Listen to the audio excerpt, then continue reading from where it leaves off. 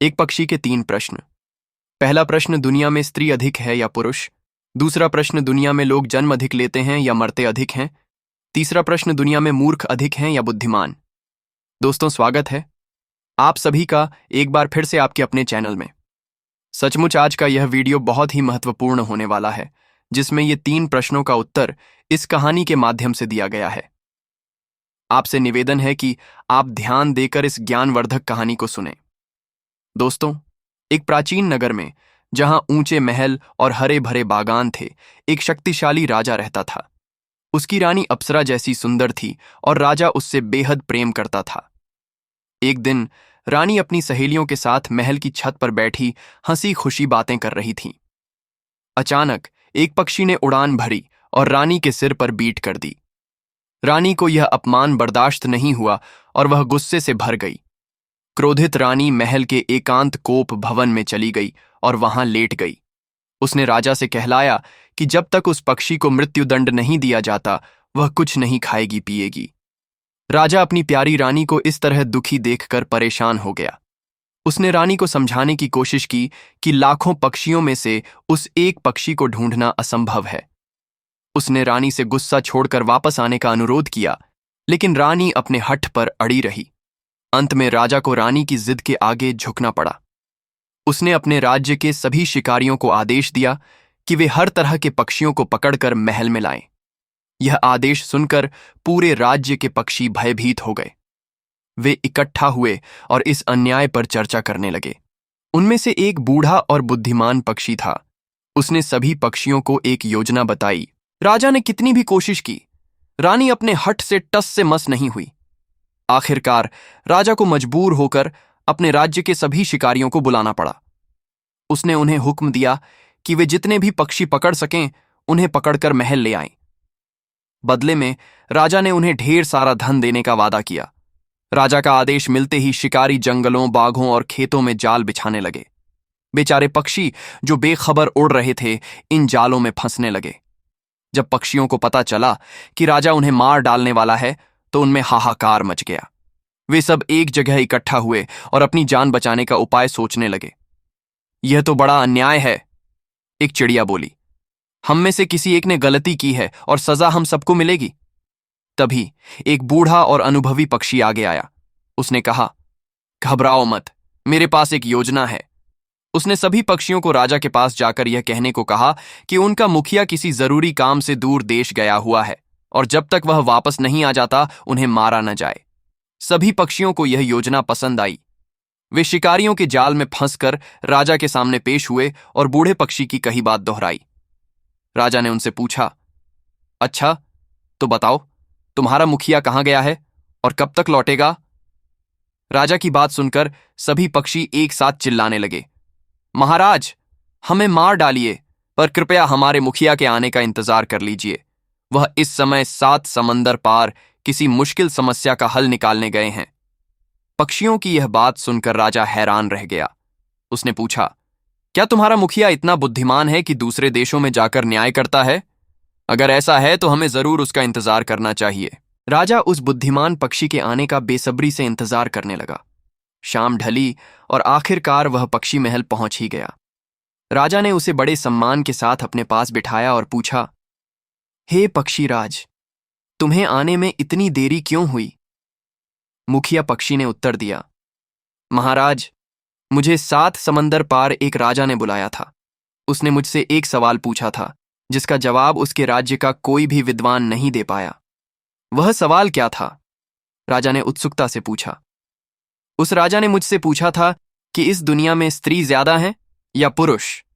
मुखिया पक्षी ने बताया। और तुमने क्या जवाब दिया? राजा ने पूछा। मेरे विचार से तो पुरुष ही ज्यादा हैं। नहीं महाराज, मुखिया पक्षी ने कहा, इस दुनिया में स्त्रियां ही ज्यादा हैं। यह तुमने कैसे कहा? राजा ने पूछा। मुखिया पक्षी ने समझाया, महाराज, इस दुनिया में ऐसे पुरुष भी हैं जो अपनी पत्नियों की बातों में आकर अन्याय करते हैं और निर्दोषों को सजा देते हैं। ऐसे पुरुष भी स्त्रियों के समान ही हैं। मुखिया पक्षी की यह बात सुनकर राजा के मन में एक विचार कौंधा। उसे एहसास हुआ कि वह भी तो अपनी रानी की जिद के कारण बेगुनाह पक्षियों को मारने जा रहा है। इसका मतलब वह भी स्त्रियों जैसा ही व्यवहार कर रहा है। यह सोचकर राजा को अपनी गलती का एहसास हुआ। उसने तुरंत उन सभी पक्षियों को आजाद करने का आदेश दे दिया। सभी पक्षी खुशी खुशी उड़ गए। जब रानी को पता चला कि राजा ने पक्षियों को छोड़ दिया है तो वह बहुत नाराज हुई। उसने खाना पीना छोड़ दिया और राजा से कहा, जब तक आप उन पक्षियों को सजा नहीं देंगे मैं अन्न का एक दाना भी ग्रहण नहीं करूंगी। रानी को अपनी जान से भी ज्यादा प्यार करने वाला राजा अपने वचन से फिर मुकर गया। अगले दिन उसने शिकारियों को फिर से पक्षियों को पकड़ने का आदेश दिया। पहले की तरह सभी पक्षी फिर से राजा के सामने पेश हुए और अपने मुखिया के आने तक इंतजार करने की विनती की। राजा ने पूछा, क्या तुम्हारा मुखिया फिर से किसी समस्या का हल करने गया है? तुम्हारा मुखिया आज कहाँ गया है और वह अभी तक क्यों नहीं आया? राजा ने पक्षियों से पूछा।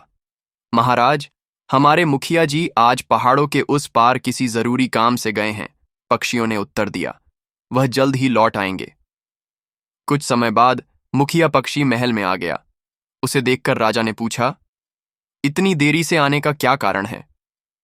पक्षी ने उत्तर दिया, महाराज, आज मैं चीन देश गया था। वहां के राजा के दरबार में एक प्रश्न पर बहस छिड़ी हुई थी जिसका उत्तर कोई नहीं दे पा रहा था, इसलिए उन्होंने मुझे बुलाया था। वह प्रश्न क्या था? राजा ने उत्सुकता से पूछा। प्रश्न यह था कि इस दुनिया में कितने लोग पैदा होते हैं और कितने मरते हैं।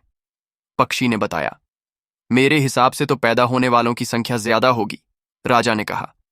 मरने वालों की संख्या तो कम ही होगी। लेकिन तुमने क्या जवाब दिया? महाराज, मैंने बताया कि इस दुनिया में मरने वाले ज्यादा हैं, पक्षी ने कहा। वह कैसे? राजा ने पूछा। पक्षी ने समझाया, जो राजा पहले सही फैसला सुनाता है लेकिन बाद में किसी के बहकावे में आकर या लालच में पड़कर अपना फैसला बदल देता है, वह मृतकों के समान ही है। ऐसा व्यक्ति जीवित होते हुए भी मृत समान है, पक्षी ने आगे कहा। ऐसे राजा की चारों ओर निंदा होती है। पक्षी का जवाब सुनकर राजा फिर से सोच में पड़ गया। उसे एहसास हुआ कि वह खुद भी ऐसा ही राजा है जो रानी के प्रेम में अंधा होकर अपने वचन से मुकर गया है। मैं अपनी प्रजा की नजरों में गिरना नहीं चाहता, राजा ने मन ही मन सोचा। इस बार राजा ने दृढ़ निश्चय किया। उसने सभी पक्षियों को आजाद कर दिया। सभी पक्षी राजा के इस फैसले से खुश होकर अपने अपने घरों को उड़ गए। जब रानी को पता चला कि राजा ने फिर से पक्षियों को छोड़ दिया है तो वह बहुत क्रोधित हुई। उसने राजा से कहा कि अगर उसकी बात नहीं मानी गई तो वह आत्महत्या कर लेगी। अब बेचारा राजा एक बड़े धर्म संकट में फंस गया। एक तरफ उसकी प्यारी रानी थी और दूसरी तरफ उसका राजधर्म। वह क्या करता? अब मैं क्या करूं? राजा सोच में पड़ गया। एक तरफ उसकी प्रिय रानी थी जो अपनी जिद पर अड़ी हुई थी और दूसरी तरफ उसका राजधर्म और प्रजा का हित। काफी सोच विचार के बाद राजा ने अगले दिन फिर से सभी पक्षियों को पकड़ने का आदेश दिया। जैसे पहले हुआ था, मुखिया पक्षी फिर से देर से आया। आज इतनी देरी से आने का क्या कारण है? राजा ने पूछा। मुखिया पक्षी ने बताया, आज मैं एक बहुत ही महत्वपूर्ण विवाद सुलझा कर आ रहा हूं। एक राजसभा में इस बात पर बहस हो रही थी कि दुनिया में मूर्ख ज्यादा हैं या बुद्धिमान। इसमें कौन सी बड़ी बात है? राजा ने कहा, जाहिर है कि दुनिया में बुद्धिमान लोग ज्यादा हैं, मूर्ख तो बहुत कम होते हैं। क्या तुमने यही बताया? नहीं महाराज, पक्षी ने उत्तर दिया। मैंने बताया कि इस दुनिया में मूर्ख ही ज्यादा हैं। ऐसा क्यों? राजा ने पूछा। पक्षी ने समझाया, जो पुरुष अपनी बुद्धि और विवेक से काम नहीं लेता बल्कि दूसरों के कहने पर चलता है वह मूर्ख है। जो धर्म अधर्म का ज्ञान होते हुए भी सही फैसला नहीं करता, जो एक व्यक्ति को खुश करने के लिए लाखों जानवरों की बलि देने को तैयार है, वह मूर्ख है। वह मूर्ख ही तो होता है, पक्षी ने जोर देकर कहा। आपके दरबार में सभी लोग आपकी हां में हां मिलाते हैं, वे भी मूर्खों की श्रेणी में आते हैं। आप अपनी रानी के कहने पर यह सब कर रहे हैं। आप अपने विवेक का इस्तेमाल नहीं कर रहे हैं, इसलिए महाराज आप महामूर्ख हैं। इस दुनिया में मूर्खों की संख्या ही ज्यादा है। पक्षी की कड़वी पर सच्ची बातों ने राजा के हृदय को झकझोर दिया। उसे अपनी गलती का एहसास हुआ।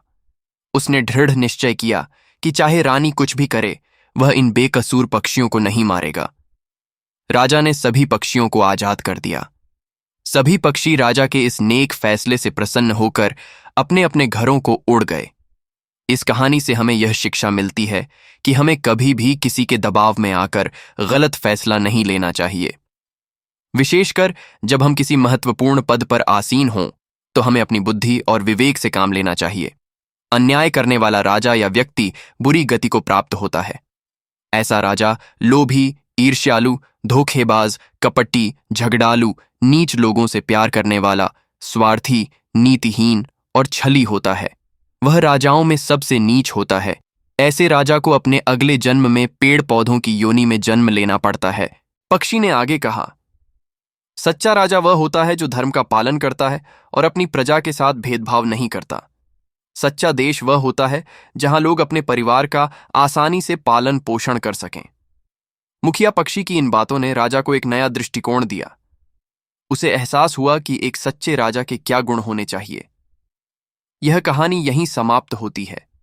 इस कहानी से हमें यह महत्वपूर्ण शिक्षा मिलती है कि हमें हमेशा न्याय और धर्म का साथ देना चाहिए और कभी भी किसी के दबाव में आकर गलत फैसला नहीं लेना चाहिए। दोस्तों, यदि ये वीडियो आपको पसंद आई हो तो वीडियो को लाइक करना, शेयर करना और चैनल को सब्सक्राइब करना। आप सभी दर्शकों का बहुत बहुत धन्यवाद। जय श्री राम।